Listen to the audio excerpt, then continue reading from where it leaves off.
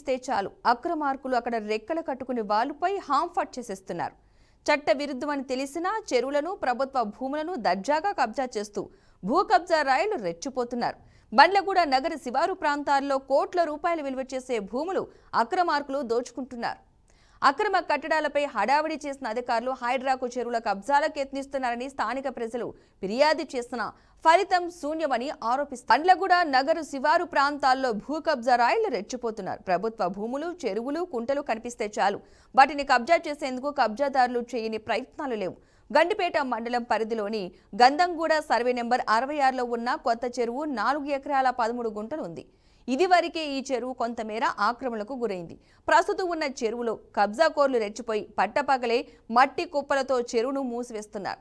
దీనిపై స్థానిక revenue, irrigation అధికారులకు ఫిర్యాదులు చేసినా పట్టించుకోవడం లేదని అక్కడి ప్రజలు వాపోతున్నారు. చెరువులు, కుంటల రక్షణకు అనేక చర్యలు తీసుకుంటున్నామని ఓ పక్క ప్రజాప్రభుత్వం గొప్పలు చెబుతున్నప్పటికీ వాటిని క్షేత్రస్థాయిలో పరిరక్షణకు ఎలాంటి చర్యలు కనిపించలేదని స్థానిక ప్రజలు ఆగ్రహం వ్యక్తం చేస్తున్నారు.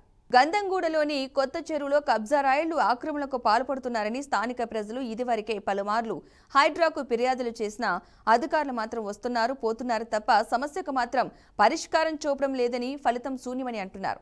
గంధంగూడలో గజం ధర సుమారుగా 70 నుంచి 80 వేల వరకు పలుకుతుండటంతో భూములను కబ్జా రాయళ్లు దర్జాగా కబ్జాలకు పాల్పడుతున్నారని స్థానిక ప్రజలు మండిపడుతున్నారు. ఇప్పటికైనా అధికారులు స్పందించి తగు చర్యలు తీసుకుని కొత్త చెరువును కాపాడాలని గ్రామస్తులు విజ్ఞప్తి చేస్తున్నారు.